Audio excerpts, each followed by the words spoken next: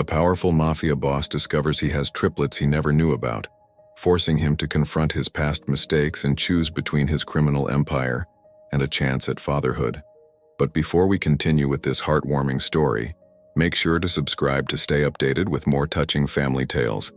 And let us know in the comments where you're watching from today.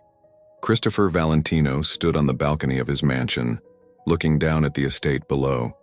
Everything he saw belonged to him, or at least that's how it felt. At 45, he controlled the most lucrative territory on the East Coast. His organization, the Valentino family, was feared and respected. The headlines called him one of the most ruthless dons in the country. But tonight, something felt different. Don Valentino, his consigliere, Barbara, knocked on the door. The meeting with the capos is in an hour, and they're already on their way. Chris adjusted his expensive Italian suit and grabbed his jacket. Another night, another meeting with his men. This was his life now. Meetings, territories, and more meetings. He liked it this way. At least that's what he told himself. Thank you, Barbara. You can head home now. He smiled at his consigliere, a woman who had worked for him for 15 years and probably knew him better than anyone else. Barbara hesitated at the door. There was one more thing, sir. A letter came for you today.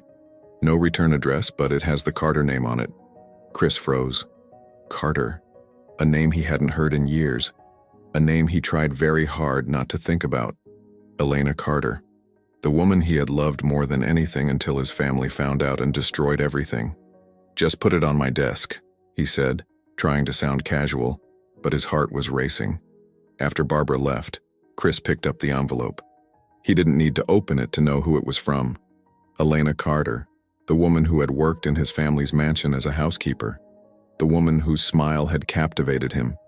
The woman his mother had fired and thrown out when she discovered their secret relationship. Memories flooded back as he held the unopened letter. Their stolen moments in the gardens. Elena's laugh. The way she used to bring him coffee when no one was watching. The fights with his parents that started small but grew bigger. The day his mother discovered them, screaming that a Valentino would never be with the help. The day Elena disappeared, tears streaming down her face, saying she couldn't destroy his family's honor. Not now, he muttered, putting the letter in his drawer. He had a meeting to get to. Important men were waiting. The restaurant was exactly what you'd expect for a front operation owned by the Valentino family. Crystal chandeliers, soft music, waiters who were actually soldiers in disguise. Chris sat at the head of the table, laughing at jokes that weren't funny, making small talk with capos he had known for decades. And then I told him his territory wasn't worth the bullets we'd waste on it, one of the capos, Harold, was saying. Everyone laughed on cue. That's when Chris saw her. She was sitting 3 tables away, still as beautiful as the day they'd met. Elena. Her dark hair was shorter now, but her smile, that smile that had once been his whole world, was exactly the same. She was having dinner with someone Chris couldn't see clearly. Then he heard it. Children laughing. 3 children to be exact. All about 5 years old gathered around Elena's table. 2 girls and a boy. They had her smile, but something about them made Chris's blood run cold. The boy's eyes.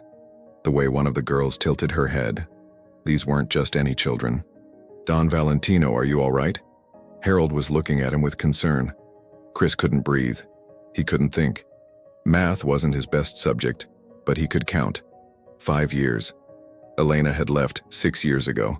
She had left him, and he had been too proud, too bound by his family's code to fight for her. Had she been... Excuse me, he said, standing up so quickly his chair almost fell over. I need some air. But instead of heading to the door, his feet carried him toward Elena's table. She was laughing at something one of the girls had said when she looked up and saw him. The laughter died on her lips. Chris, she said softly. Not angry, not happy, just careful. The children looked up at him curiously. The boy had his eyes. Exactly his eyes. Are they... He couldn't finish the sentence. Elena's face changed. Something like fear mixed with determination crossed her features. They're mine, she said firmly. Mommy, who's that? One of the girls asked. The one with Elena's exact smile. Just someone Mommy used to know, Elena answered. But her eyes never left Chris's face. A long time ago. Chris felt like the room was spinning. These children, these beautiful, perfect children, they had to be his. The timing, their faces, the way they moved. How had he not known? Why hadn't she told him? "We need to talk," he managed to say. "No, we don't," Elena replied, but her voice shook slightly. "You made your choice a long time ago, Chris. You chose your family's honor over everything else. Over me. Over us.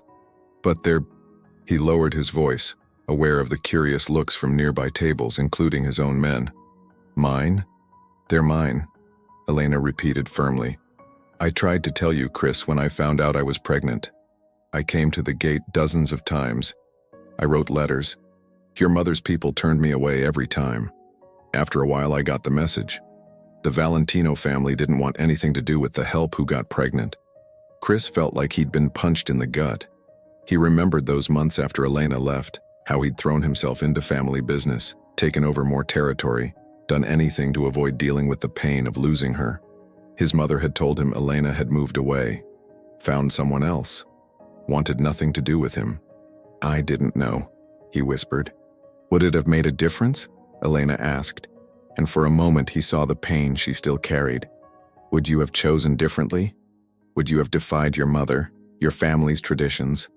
Before he could answer, one of the girls tugged at Elena's sleeve. "Mommy, can we have dessert now? You promised." Elena's face softened as she looked at her daughter. Their daughter.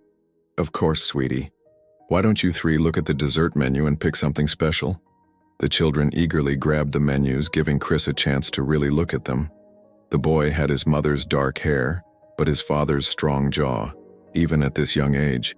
The girls were identical twins, perfect mixtures of him and Elena. "What are their names?" he asked quietly. Elena hesitated, then sighed. "Mia and Sophie are the girls. The boy is James." James. Chris's father's name. Had she done that on purpose? "They're beautiful," he said, his voice thick with emotion. "Yes, they are." Elena's voice was softer now. "And they're happy. We're happy." "Elena, please. We need to talk about this, really talk." She looked at him for a long moment, then pulled out a piece of paper and scribbled an address. "My apartment. Tomorrow at noon. Not for us. That ship sailed 6 years ago. But for them, if you're serious. If you're ready to be there for someone besides yourself and your famiglia." Chris took the paper with trembling fingers. Back at his table, his capos were pretending not to stare. His perfectly ordered world had just been turned upside down, and nothing would ever be the same. As he walked back to his table on shaky legs, he could hear the children's laughter behind him. His children's laughter. And for the first time in years, his empire of power and fear felt hollow, compared to what he had lost and what he might have found again. Chris barely slept that night. Every time he closed his eyes, he saw their faces. His children. The words felt strange, even in his thoughts. He had 3 children he never knew about. 3 lives he had missed out on for 5 years. The next morning, he arrived at his office earlier than usual. Barbara was already there, efficient as always with his espresso ready. "Barbara," he said, his voice serious, "I need you to tell me the truth. 6 years ago, did Elena try to contact me?" Barbara's face changed. She set down the coffee cup slowly. "Yes, sir. Many times." "And what happened to those messages?" "Your mother, Don Valentino. She gave strict orders. Elena was not to be allowed near you or the property. She had the guards turn her away. She burned the letters herself." Chris sank into his chair. "Why didn't you tell me? By the time I became your consigliere, it had been months. I assumed—" Barbara hesitated. "I assumed you knew what you were doing. You never mentioned her name. Not once in all these years." Chris pulled out the paper with Elena's address from his pocket. It was already worn from how many times he had handled it since last night. A modest apartment building in a working-class neighborhood. She had been living there, raising his children alone. "Clear my schedule for the afternoon," he said quietly. "Sir, you have the meeting with the Carbone family, the territory negotiations. Reschedule it." "But sir—" "Barbara," he interrupted. "This is more important." At exactly noon, Chris stood outside Elena's apartment building. It was nothing like his mansion, but it looked clean and well-maintained. He'd brought 4 of his men for security, but told them to wait in the cars. He didn't want to scare the children. Elena answered the door on the first knock. She'd been expecting him. "You came," she said simply. "Did you think I wouldn't?" "Honestly, I didn't know. The Chris I knew would have moved heaven and earth to be here. But the Chris you became," she shrugged. "The dawn of the Valentino family. I wasn't sure. I found out about my mother," he said, stepping inside. "About the guards, the letters. Does that make a difference?" "It makes all the difference." His voice rose slightly, and he forced himself to calm down. "Elena, if I had known you were pregnant, you would have what?" She crossed her arms. "Thrown money at the situation? Kept us hidden away like a dirty secret? Married me and destroyed your family's reputation? That's not fair." "No? Tell me something, Chris. Yesterday at the restaurant, that was family business, wasn't it? Some important territory deal you couldn't miss." He nodded slowly. "And how many of those meetings do you have in a week?" "That's different. I didn't know I had a family. But you did have someone you loved. Me. And that wasn't enough." The truth of her words hit him hard. She was right. Even before his mother discovered them, he had been pulling away, choosing the family business over their relationship. Power over love. "Tell me about them," he said softly. "Please." Something in his voice must have reached her because her expression softened. She opened a drawer and pulled out a photo album. "Mia is the oldest, by 2 minutes," she said, showing him a picture. "She's the artist of the family, always drawing, always creating something. Sophie is our little scientist. She wants to know how everything works. And James," she smiled. "James is just like you were before the power changed everything. Kind, thoughtful, always trying to make people laugh." Chris's throat tightened as he looked at the photos. First steps, first words, first day of preschool. All the moments he had missed. "They've asked about their father," Elena continued. "I've never lied to them. I told them their daddy was someone I loved very much, but he had to go away because his family wouldn't accept us. And now?" Chris's voice was barely a whisper. "Now," Elena sighed. "Now they're old enough to start asking harder questions. And honestly, I don't know what to tell them anymore." "Tell them the truth," Chris said. "Tell them their father was a fool who let his family's traditions blind him. But he wants to make it right. It's not that simple, Chris. They have a life, a routine, they're safe. Do you know how hard I've worked to keep them away from your world? Away from the violence, the danger? I'm not asking to put them in danger. I'm asking for a chance to know them, to be their father. And what happens when the next territory war starts? When the family needs you more than they do? What happens when your enemies find out the great Don Valentino has illegitimate children with his former housekeeper?" Chris reached across the small kitchen table and took her hand.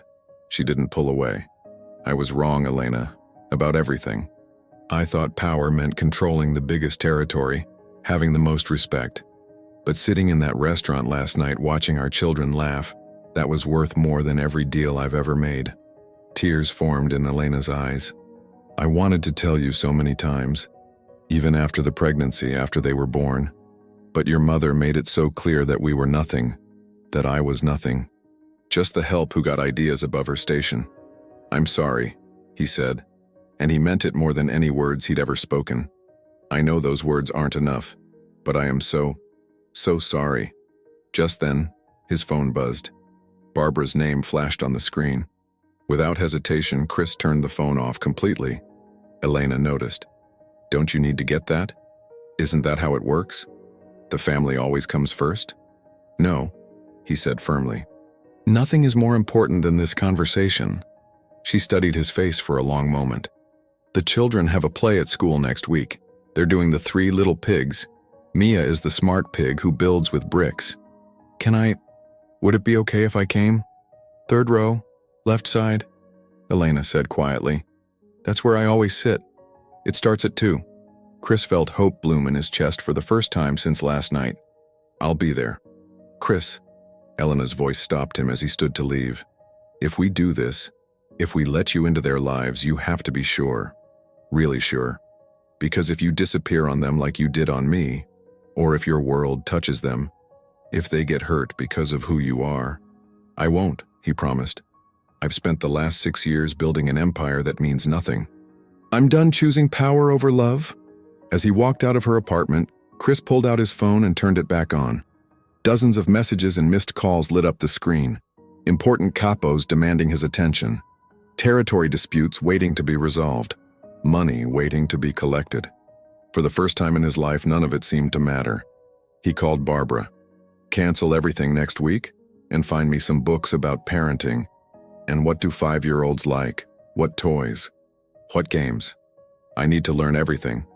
"Of course, Don Valentino," Barbara replied, and he could hear the smile in her voice. "And sir, it's good to have the old you back." Chris looked back at Elena's apartment building. Somewhere in this city, 3 children were going about their day, not knowing that their father's heart was already overflowing with love for them. He had a lot to make up for, a lot to prove, but for the first time in years he was ready to fight for something real. The elementary school auditorium was packed with parents, all holding phones and cameras, ready to record the 3 little pigs. Chris sat nervously in the 3rd row, left side, just where Elena had told him to be. He had left 2 territory meetings and a sit-down with a rival family to be here. And for once, he didn't regret it one bit. His men were positioned outside, keeping watch.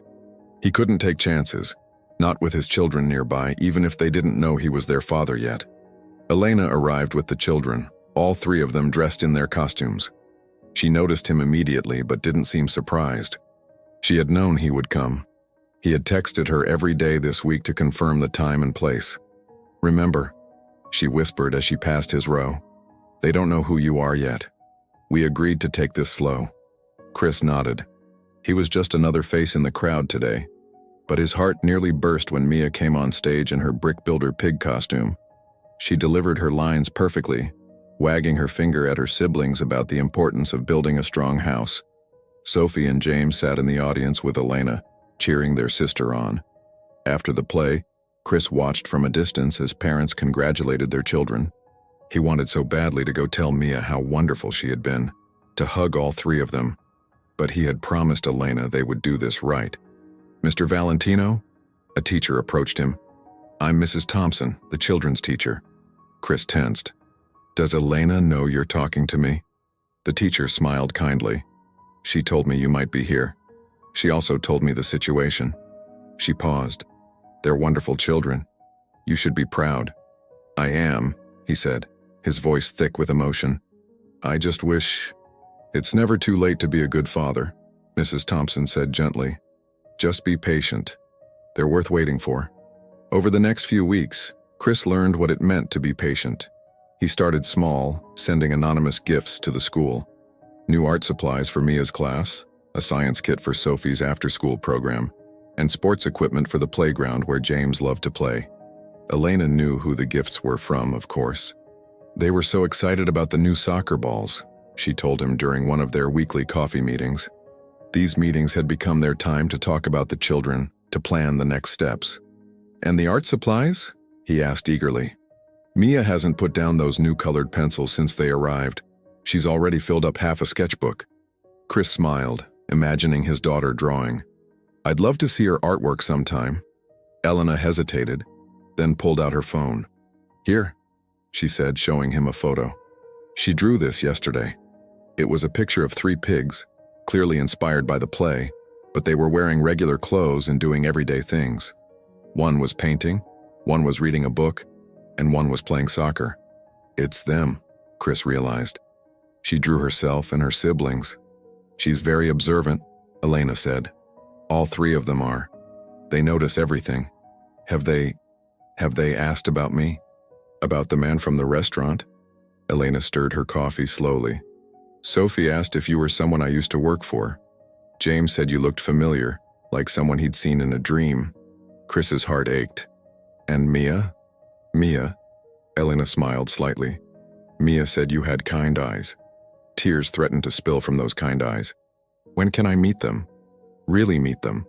"Soon," Elena promised. "But first there's something else we need to discuss." She pulled out 3 folders from her bag. Each had a child's name on it. "These are their medical records, school reports, everything you should know. If you're going to be in their lives, you need to know about Sophie's mild allergies, about James's fear of thunderstorms, About Mia's asthma. Chris took the folders like they were made of gold. I'll memorize every word. There's more, Elena continued. Sophie has a science fair next month. James has soccer practice every Tuesday and Thursday. Mia has art classes on Wednesdays. Their world doesn't run on your schedule, Chris. They need consistency.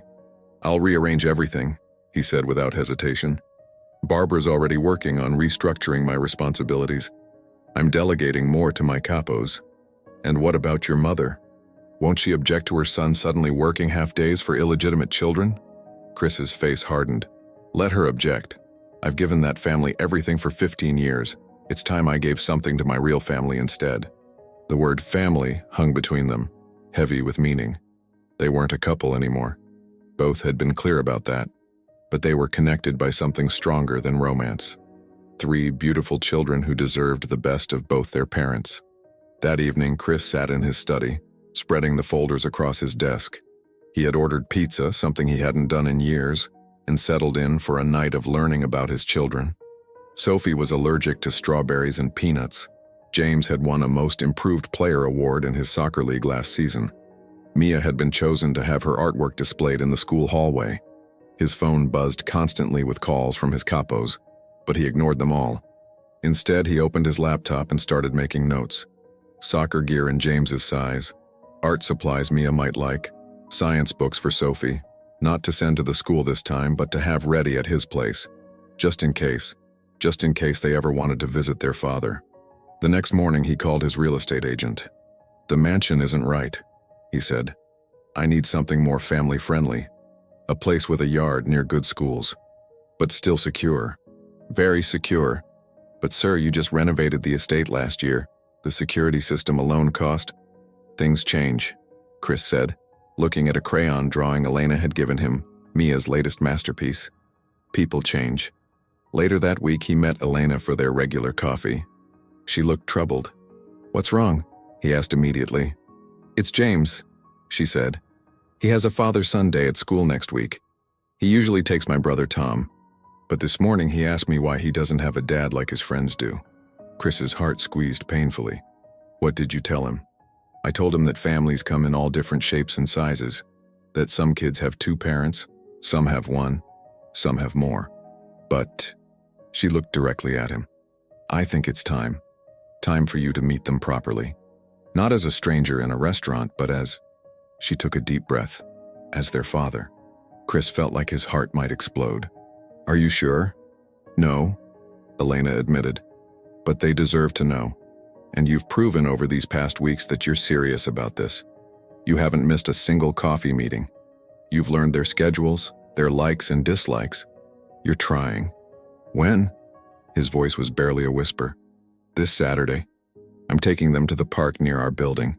They love the playground there. She smiled slightly. I hear it just got some brand new equipment. Chris tried to look innocent. The playground renovation had been his latest anonymous gift to the neighborhood. Thank you, he said softly, for giving me this chance. Don't thank me yet, Elena warned. This is just the beginning and it won't be easy. They might be angry, confused, afraid. We need to be ready for anything. We'll handle it together, Chris said. Then, realizing how that sounded, he added quickly, as parents, I mean. Not as... I know what you meant, Elena said gently. And you're right. Whatever happens Saturday, we'll handle it together. For them. Chris left the coffee shop feeling like he was walking on air. After 6 years of living in a world of violence, power plays, and empty respect, he was finally going to meet his children. Really meet them. He had 3 days to prepare for the most important meeting of his life. No territory negotiation. No sit-down with rival families. No million-dollar operation could compare to this. This was about family, about love, about second chances. And Christopher Valentino was not going to waste this chance. Saturday morning arrived with dark clouds threatening rain. But Chris didn't care about the weather. He had barely slept, spending most of the night rehearsing what he would say to his children. Now, standing in his walk-in closet, he was facing an unexpected crisis. What does a father wear to meet his children for the first time? His phone rang. It was his mother, Isabella Valentino. Christopher, darling, What's this I hear about you canceling the Carbone meeting? Your father built this family on alliances like that. Chris sighed. He hadn't told his parents about the children yet.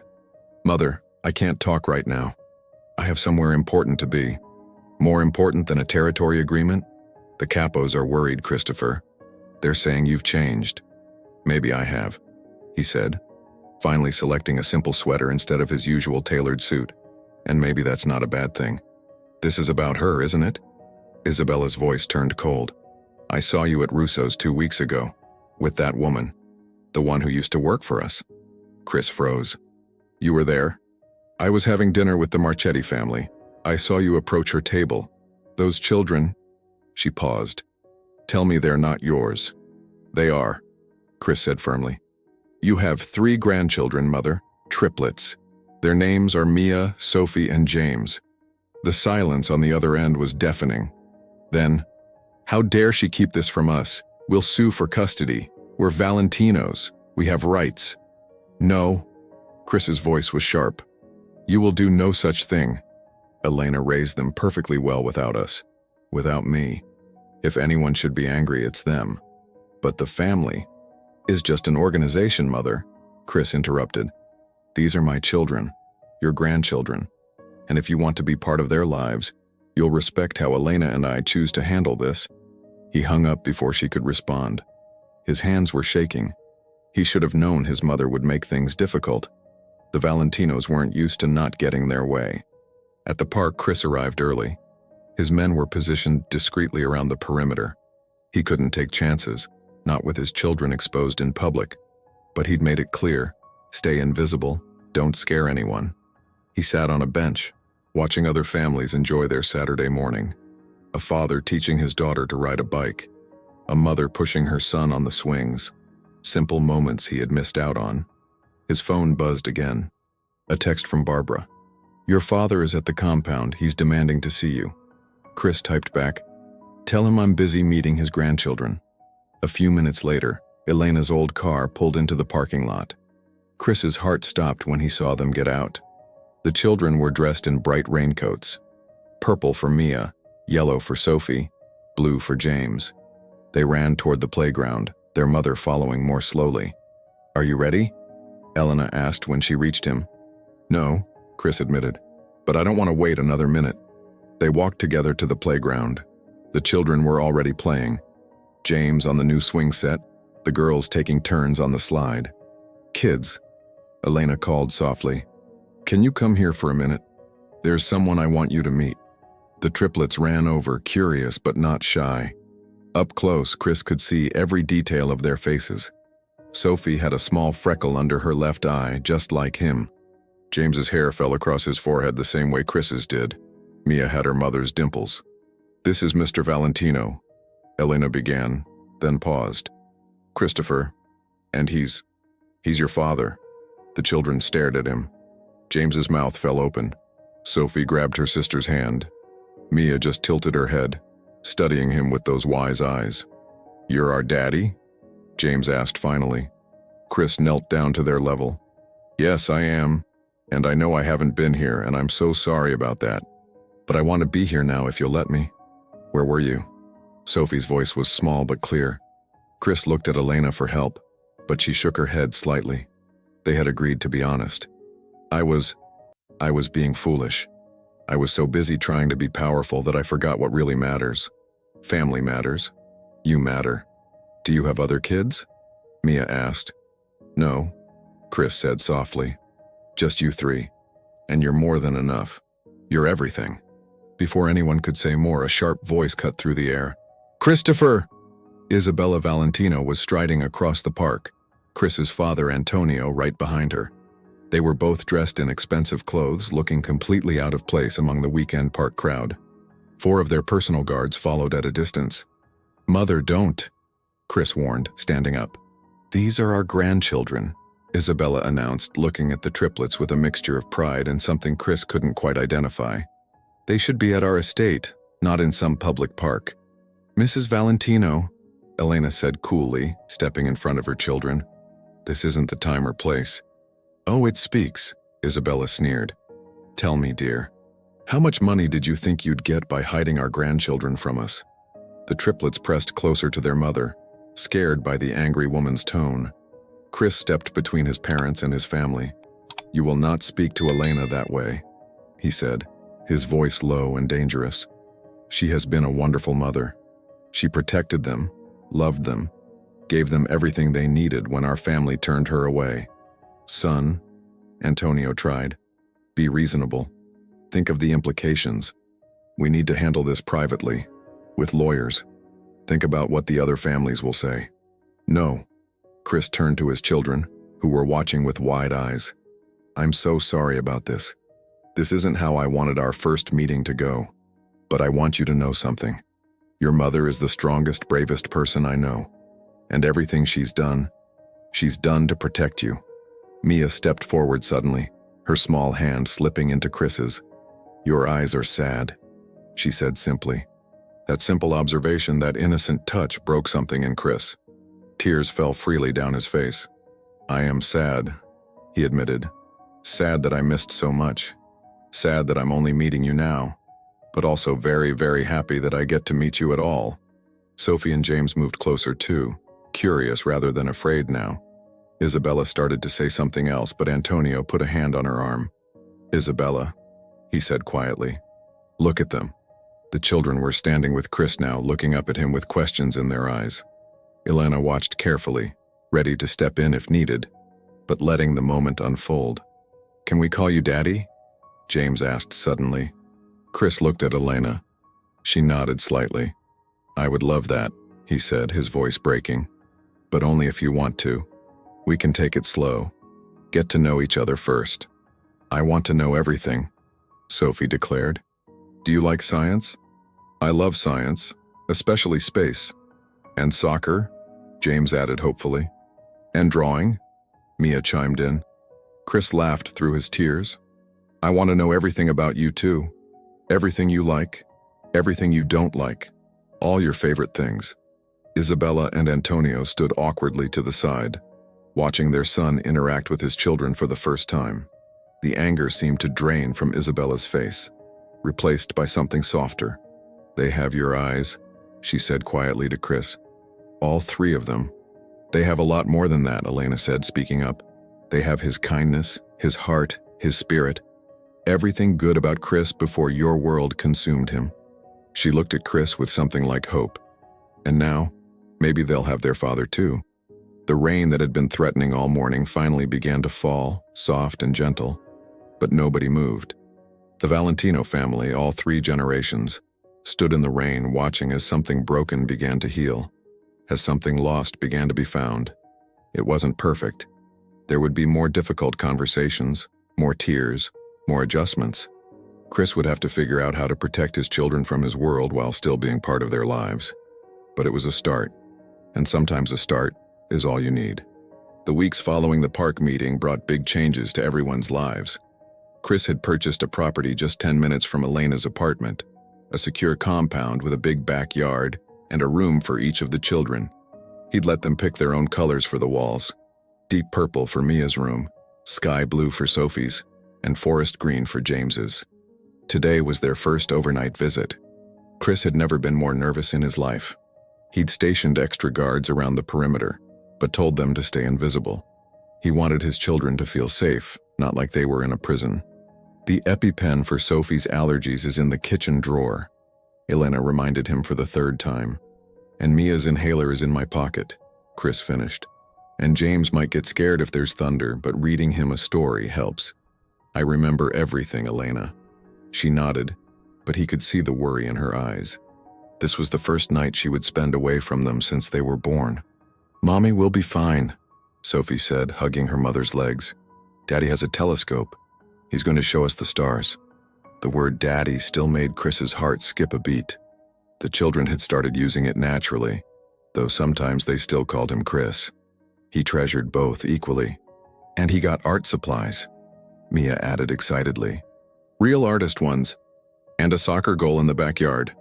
James couldn't contain his joy. Elena smiled, despite her anxiety. Okay, you three be good. Call me if you need anything, anytime, okay?" After she left, Chris stood looking at his children, and felt a moment of panic. What did he know about being a father? "Can we have pizza?" James asked hopefully. Chris laughed, relieved. Pizza he could handle. "Sure, buddy. What kind do you like?" "Cheese. Pepperoni. Everything except anchovies." They all spoke at once, and Chris found himself relaxing. They were just kids, his kids, and they wanted to spend time with him. While waiting for the pizza, Sophie discovered his office. "What's all this?"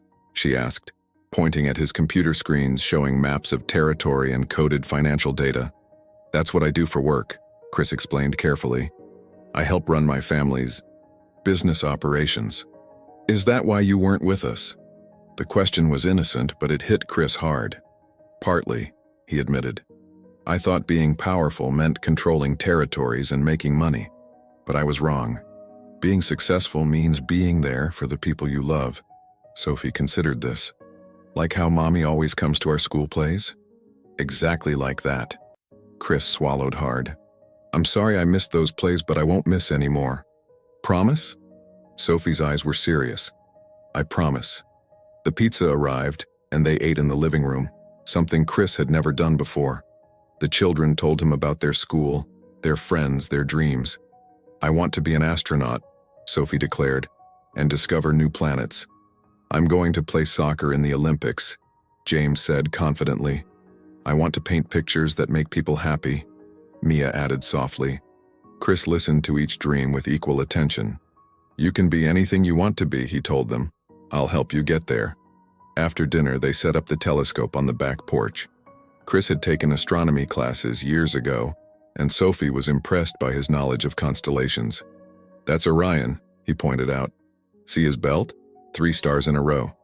"Like us," Mia exclaimed. "We're 3 in a row too." "Yeah," James agreed. "I'm the middle star."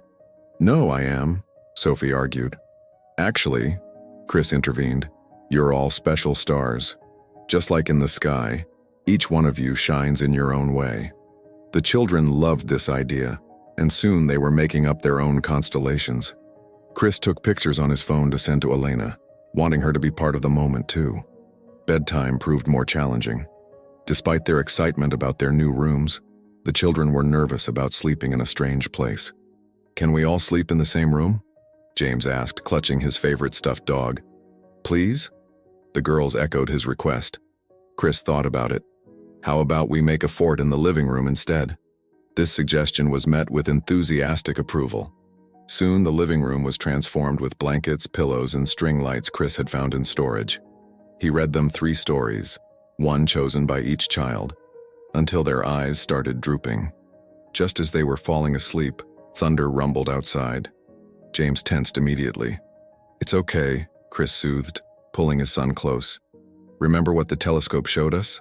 Thunder is just the sky saying hello." "That's not scientific," Sophie mumbled sleepily. "No," Chris agreed, "but sometimes it's okay to believe in a little magic." The children finally fell asleep, but Chris stayed awake, watching them breathe. His phone buzzed. A text from Elena. "Everything okay?" He sent her the photos from their stargazing session, adding, "All good. They're amazing, Elena. You did such a wonderful job with them." Her reply came quickly. "We did make beautiful children, didn't we?" Chris smiled in the dark. "Yes, we did." The next morning, Chris woke to find Mia already up, drawing quietly in the corner. She had captured their blanket fort perfectly, with 3 small figures sleeping inside and a larger one watching over them. "Is that us?" he asked softly, not wanting to wake the others. Mia nodded. "It's our first night as a real family." Chris felt tears coming again. He seemed to cry a lot these days, but these were happy tears. "Can I keep this drawing? I'd like to frame it for my office." "Your work office?" Mia looked surprised. "Yes. So when I'm there, I can remember what really matters." Later that morning, when Elena came to pick them up, she found them all in the kitchen attempting to make pancakes. There was flour everywhere, and the pancakes were oddly shaped, but everyone was laughing. "Mommy!" The children ran to hug her. "We saw stars and made a fort, and Daddy let us put chocolate chips in the pancakes." Elena raised an eyebrow at Chris, who shrugged sheepishly. "It was a special occasion," Can we come back next weekend? James asked. Please? The girls added. Elena looked at Chris. He tried to keep his face neutral, but she could see the hope in his eyes. We'll see, she said. But she was smiling. Maybe next time we could all have dinner together. Chris's heart leaped at the suggestion. Not because he thought it meant anything romantic, they were both clear about that chapter being closed, but because it meant she was beginning to trust him with their children. As they were leaving, Sophie turned back. Daddy, will you come to my science fair next week? I'm doing a project about the stars we saw. I wouldn't miss it for the world, Chris promised. After they left, Chris walked through his house. It was messier than it had ever been. Blankets everywhere, dishes in the sink, flour on the floor. But it had never felt more like home. He went to his office and hung Mia's drawing right above his desk, where he could see it during every meeting with his capos. Then he called Barbara. Cancel my Tuesday morning meetings, he said. My daughter has a science fair to present at. Of course, Don Valentino, Barbara replied warmly. Should I send flowers? Chris smiled. Make it a chemistry set instead. And Barbara, thank you for understanding. Thank you for finally understanding too, sir. Chris looked at Mia's drawing again. 3 small stars and 1 big one, all under the same roof. It wasn't the success story he had once dreamed of, but it was better. So much better. It started as a normal Tuesday morning. Chris was reviewing territory reports in his office when his phone rang. Seeing Elena's name, he smiled, thinking she was calling about their planned family dinner that evening. But her voice was tight with panic. Chris, it's Mia. They're taking her to the hospital. He was already grabbing his keys, signaling to his guards. What happened? Her asthma. It's bad this time, really bad. We're in the ambulance now. He could hear sirens in the background and Mia's labored breathing. Which hospital? St. Mary's. Chris, she's so scared. I'm on my way. The drive to the hospital was a blur. Chris's convoy ran 3 red lights, his guards clearing the way. All he could think about was his little girl struggling to breathe. He'd only been a father for a few months. He couldn't lose her now. At the hospital, he found Elena in the emergency room, holding Sophie and James close. The twins looked terrified. Where is she? Chris demanded, his capos forming a protective ring around the family. They took her back there. Elena pointed to the double doors with shaking hands. They wouldn't let me go with her. They said her oxygen levels were too low. Chris pulled all of them into his arms. His family. Even if he and Elena weren't together anymore, they were bound by these children.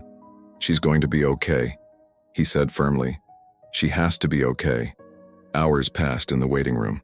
Sophie and James eventually fell asleep on the uncomfortable chairs, but Chris and Elena stayed awake, waiting for news. Chris's men stood guard outside, turning away any rival families who might see this as an opportunity. Isabella and Antonio arrived within the hour, having heard the news through Barbara. I should have seen it coming, Elena said quietly. She was wheezing a little last night, but I thought her inhaler would be enough. Don't, Chris said firmly. Don't blame yourself. You're an amazing mother. Some mother, Elena laughed bitterly. I can't even protect her from this. Hey, Chris took her hand. Remember what you told me when I first came back? That we handle things together now. That goes both ways. You're not alone anymore. A doctor finally emerged from the double doors. Mr. and Mrs. Valentino? Neither corrected him. How is she? They asked in unison.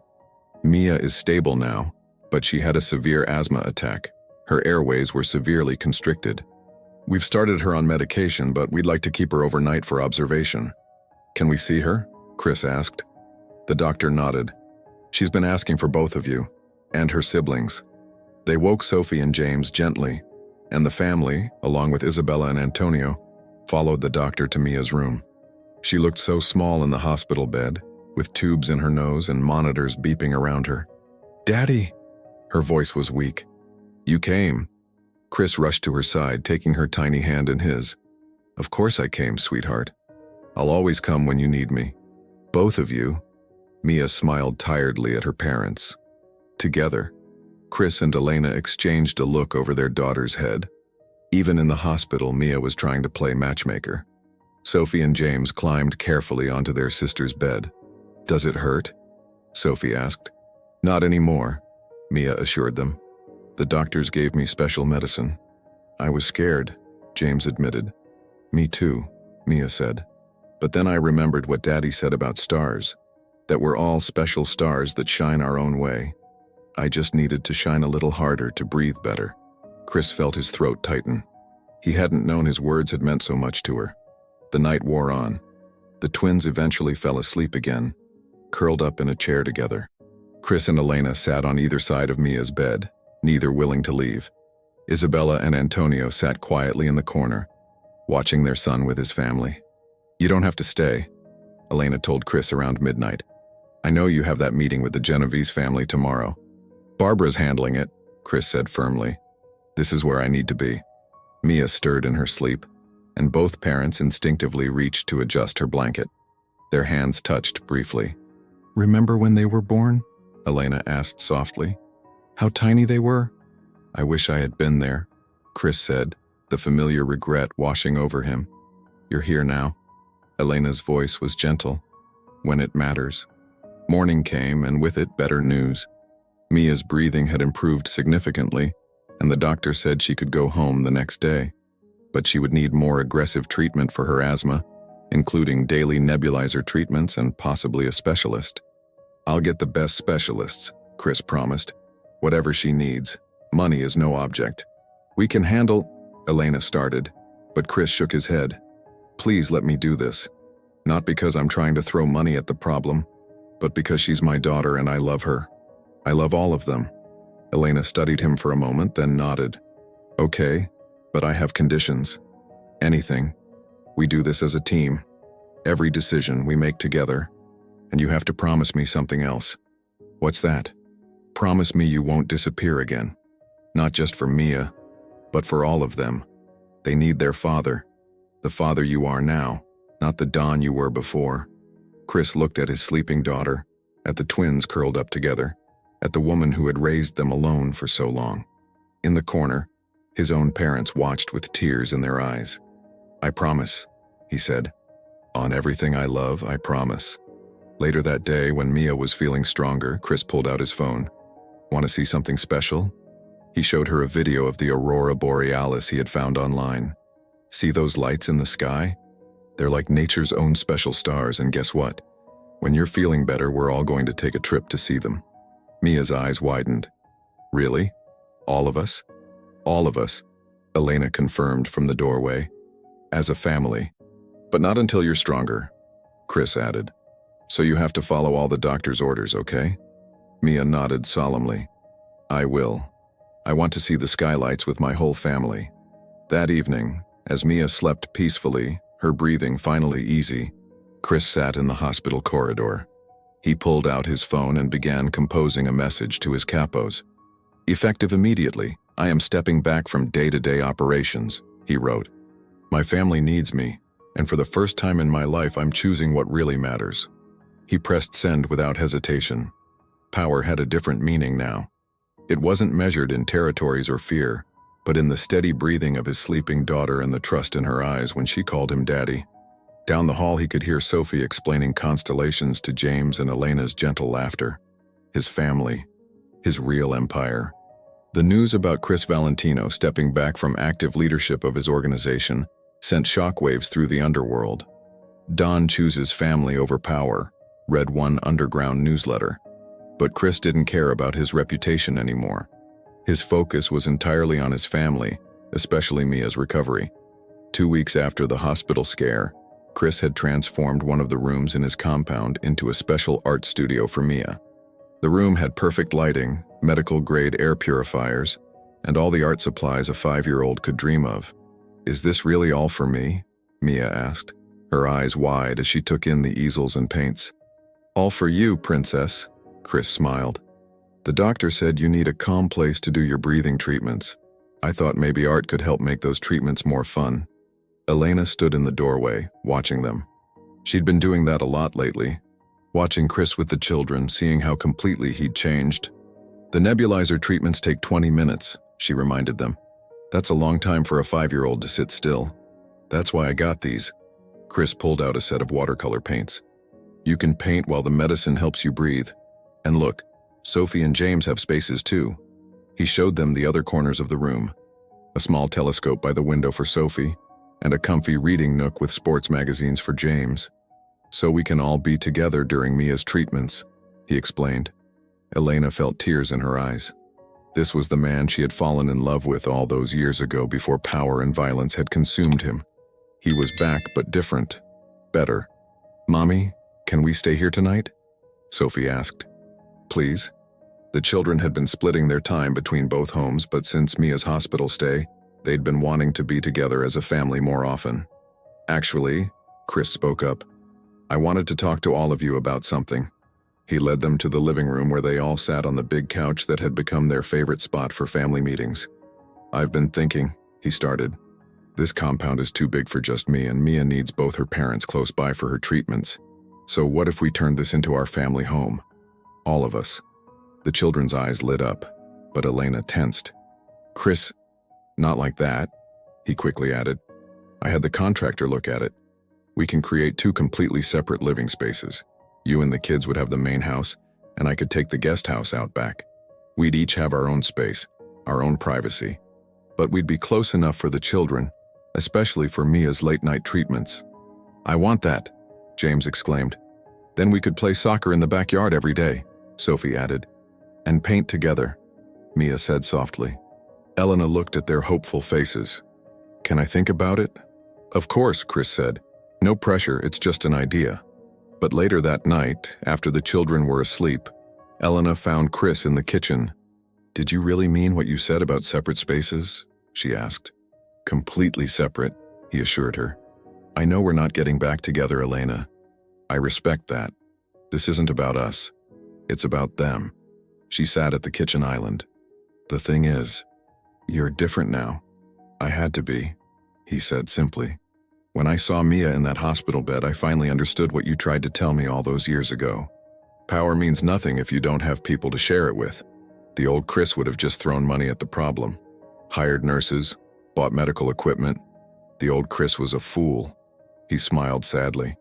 The old Chris missed first steps, first words, first everything.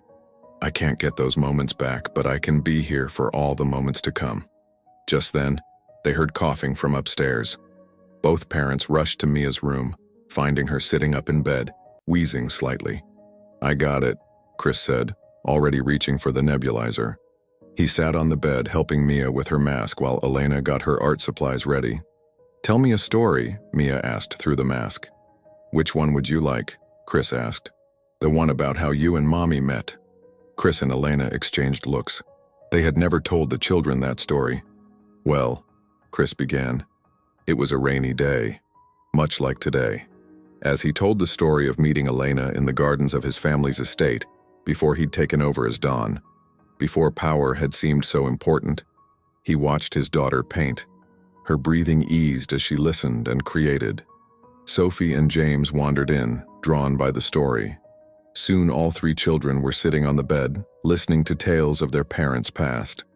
"And then Daddy got really silly and knocked over a whole tray of your grandmother's expensive china," Elena added, making the children giggle. "Only because you made me nervous," Chris defended himself, grinning. "You were the prettiest girl I'd ever seen." "Are you still in love?" Sophie asked innocently. The adults paused. Finally, Elena spoke. "We love each other differently now. We love each other as your parents and as friends." "That's okay too," Mia said wisely. "As long as we're together." Later, after the children were asleep again, Elena looked at the house plans Chris had drawn up. The guest house really would be completely separate. "You'd never even have to see me if you didn't want to," Chris said. She smiled. "That's not what I want. The children need both of us. And you've proven that you can be the father they deserve." "Is that a yes?" "It's a, let's try it." "For them." Chris nodded, understanding completely. This wasn't a romantic reunion.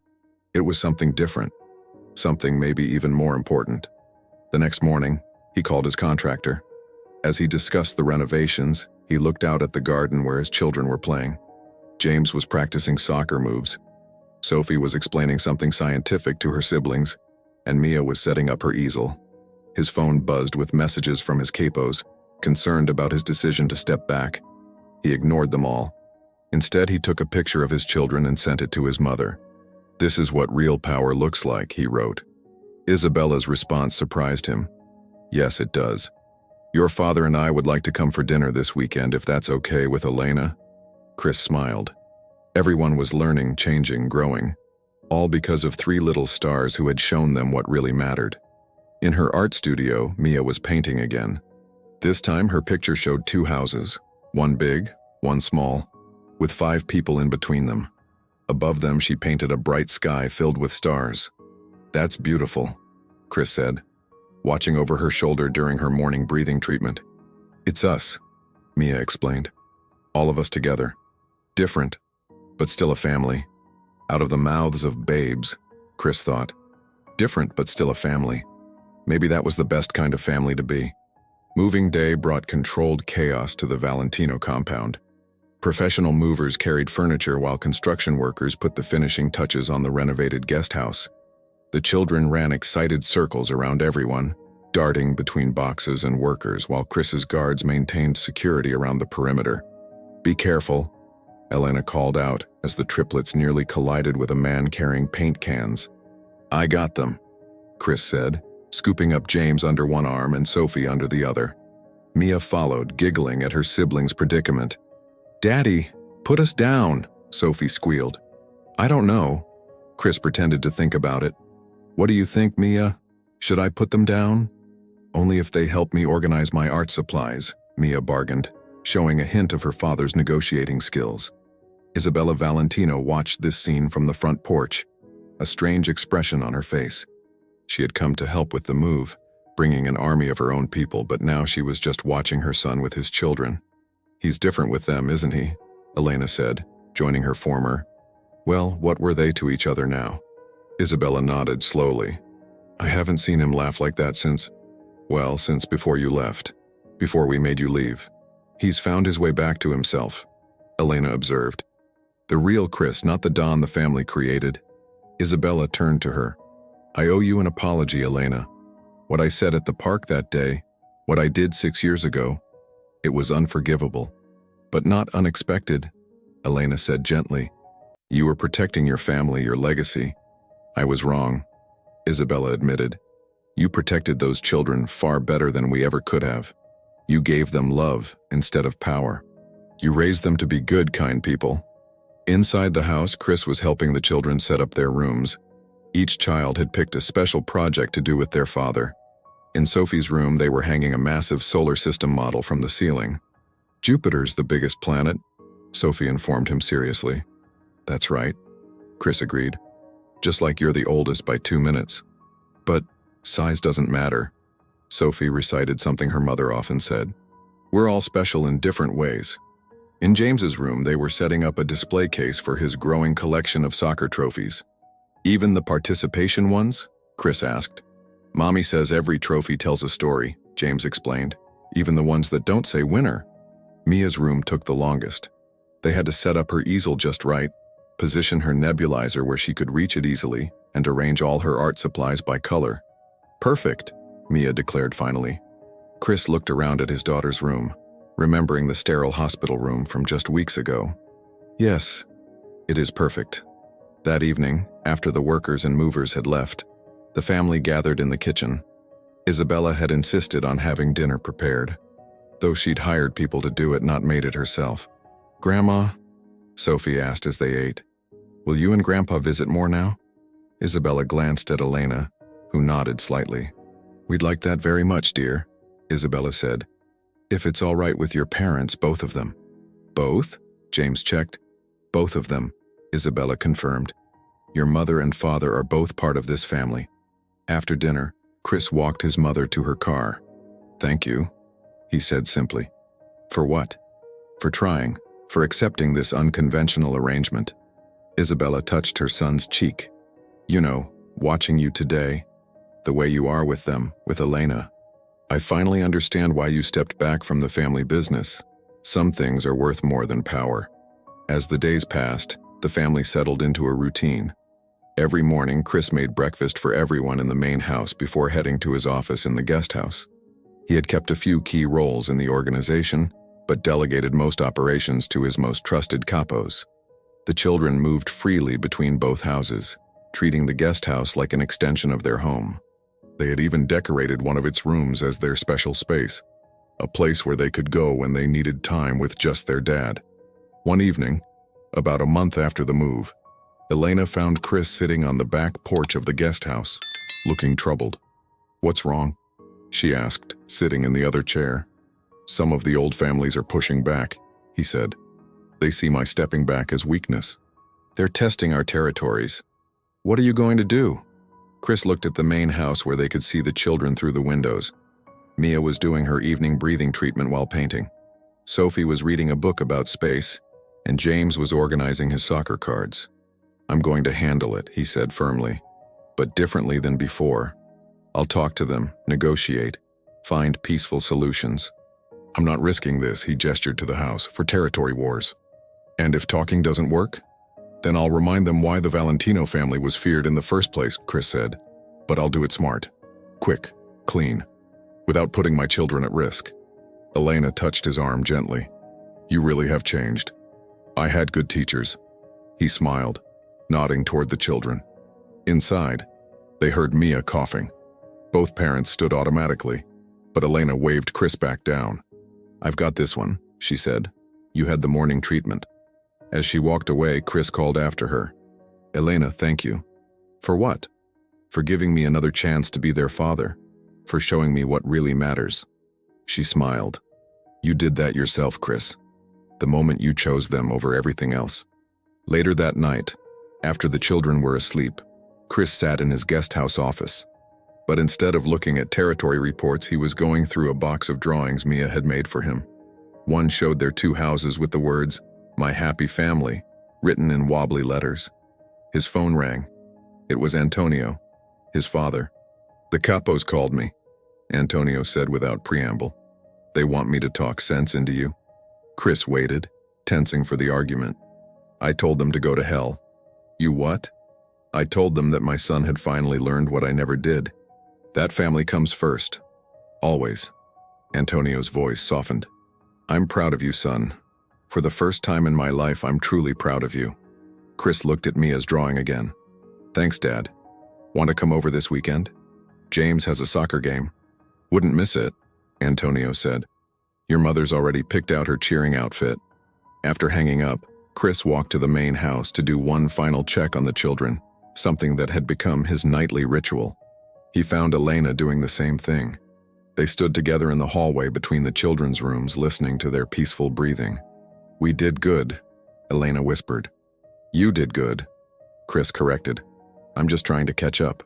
"You're catching up just fine," she assured him. They shared a smile, not a romantic one, but one of deep understanding. They had found their way to a different kind of love, one built on co-parenting and friendship, and 3 amazing children. As Chris walked back to his guest house, he saw a shooting star streak across the sky. He remembered what he'd told the children about stars and families and shining in your own way.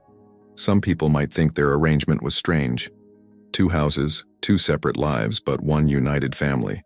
A former maid and a Mafia don, raising children together but not together. But Chris knew better now. Family wasn't about conventional arrangements or traditional structures. Family was about love in all its many forms. 6 months had passed since the family moved into their unconventional arrangement.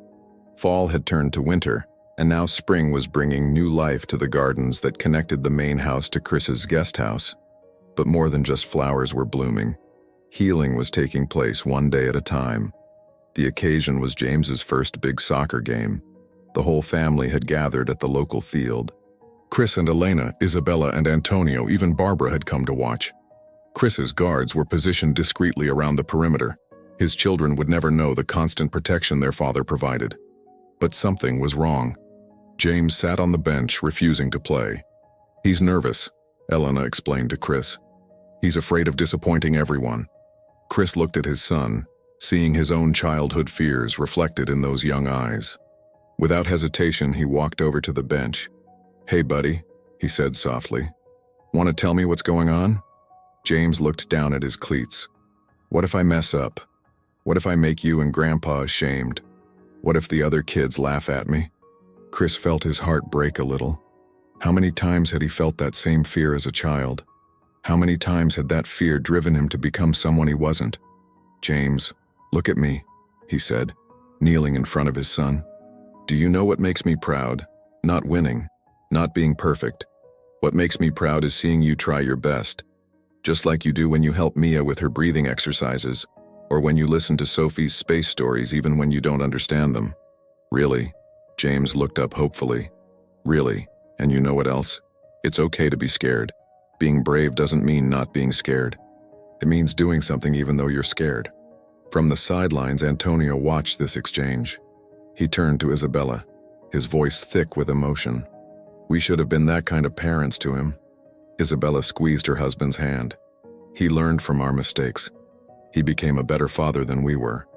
James finally stood up, ready to join the game. Before running onto the field, he hugged his father tight. "Thanks, Daddy." The game wasn't perfect.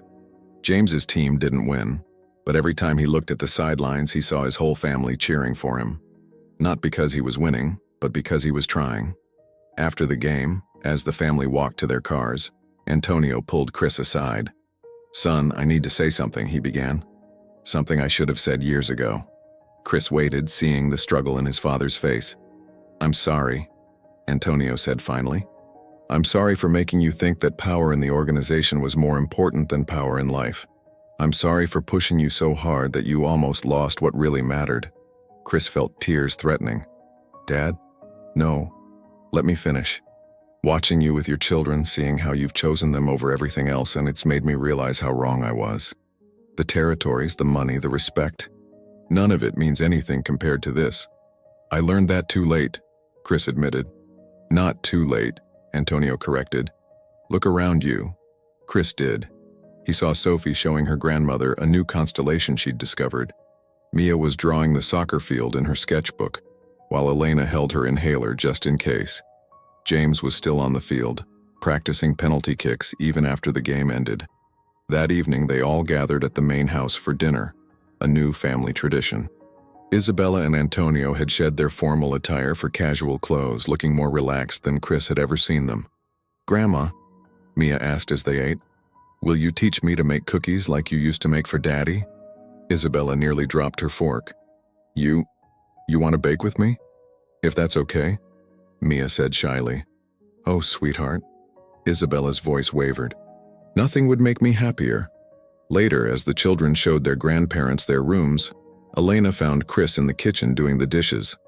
"Your parents have changed too," she observed. "They're trying," Chris agreed. "Just like I am." "You've done more than try, Chris. You've succeeded where it matters most." He looked at her curiously. "What do you mean? Remember when we first met? How you used to say you wanted to make your family proud? I was so wrong about what that meant." "No," Elena smiled. "You just needed time to figure out what kind of legacy you wanted to leave. And now look. You're the story of a father who chose love over power, who learned from his mistakes and became better because of them." From upstairs came the sound of laughter. Sophie was apparently giving Grandpa Antonio a lecture on the solar system, complete with sound effects. "We all have regrets," Elena continued. "I regret not trying harder to tell you about the pregnancy. You regret not being there. Your parents regret how they raised you. But regrets don't matter as much as what we do next." "When did you get so wise?" Chris teased. "Around the time I had to raise triplets by myself," she shot back. But her smile was warm. That night, after his parents had left and the children were in bed, Chris sat in his guest house looking at old photos. He found one from his own childhood, a little boy in an expensive suit standing stiffly beside his father at a family meeting. Next to it, he placed a recent photo of James hugging him after the soccer game, both of them muddy and smiling. The contrast couldn't have been clearer. His phone buzzed with a text from Elena. "Mia's asking for you. Bad dream." Within minutes, he was in the main house, holding his daughter as she cried about a nightmare where everyone had to go away. Sophie and James appeared too, drawn by their sister's distress. "Can we all sleep in the fort again?" James asked. Chris looked at Elena, who nodded. Soon the living room was transformed into their familiar blanket fort. The children fell asleep, listening to their parents tell stories about their own childhoods. Not the fancy parties or power plays, but the small, real moments that made a family. As Chris headed back to his guest house in the early morning hours, he realized something. The wounds of the past, his own childhood, his mistakes with Elena, the years he'd missed with his children, they weren't gone, but they were healing, transforming into something else. Wisdom, understanding, and most importantly, love. He looked back at the main house where his family slept peacefully. Success, he now knew, wasn't about what you controlled. It was about what you protected. And he had the rest of his life to protect his children and give them everything that really mattered. 1 year had passed since that fateful night at Russo's restaurant. 1 year since Chris had first seen his children, since his life had changed forever. Now, on a warm evening in spring, the private room at the restaurant was once again full of important people. But this time, for a very different reason. Happy birthday, the crowd cheered as the triplets blew out their candles.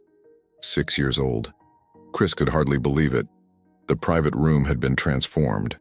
Gone was the formal atmosphere of family business. Instead, there were balloons, streamers, and 3 different cakes, one for each child's unique taste. "Make a wish," Elena encouraged them. "But we already have everything we want," Sophie said matter-of-factly. Isabella dabbed at her eyes with a napkin. Next to her, Antonio beamed with pride. They had come so far from being the cold, power-focused matriarch and patriarch they once were. Now Isabella spent every Tuesday baking with Mia, while Antonio never missed one of James's soccer games. "Speech, speech," Barbara called out. She had become like family over the past year, more than just Chris's consigliere. Chris stood up, looking around the room. A year ago, he'd sat in this restaurant thinking he had everything he needed. He had power, respect, territory. But he'd been wrong. He'd had nothing because he didn't have what really mattered. He looked at his children. Mia in her purple party dress. Sophie with her telescope-shaped hair clips. James in his soccer jersey despite the formal occasion. 3 little stars came into my life and showed me what true power looks like, he said. It looks like Mia's breathing getting stronger every day. Like Sophie discovering a new constellation. Like James scoring his first goal. He turned to Elena. And it looks like forgiveness, understanding, and second chances. Thank you for giving me the chance to be their father. Group hug, James declared. And suddenly Chris found himself surrounded by his children, by Elena, even by his parents. Can we give them their special present now? Isabella asked eagerly. Chris nodded. 3 large envelopes were brought out, one for each child. Inside each envelope was a letter and a legal document. What is it? Sophie asked, studying the papers carefully. Well, Chris explained, remember how we talked about different kinds of families? How some live in 1 house, some in 2, some have different last names? The children nodded. These papers make it official that you're Valentinos, but only if you want to be. You can keep your mother's last name if you prefer. It's your choice. We'd be Valentinos? Like you and Grandma and Grandpa? James asked. Yes, but more importantly, it shows the whole world what we already know. That we're a family. Different from some families maybe, but still a family. Can we hyphenate? Mia asked, surprising everyone with her vocabulary. Carter Valentino. So we have both names? Chris and Elena exchanged proud looks. Of course you can, Elena said, if that's what you want. I want that too, Sophie agreed quickly. Me 3, James added. And so it was decided. The papers were signed, making official what their hearts had known for months.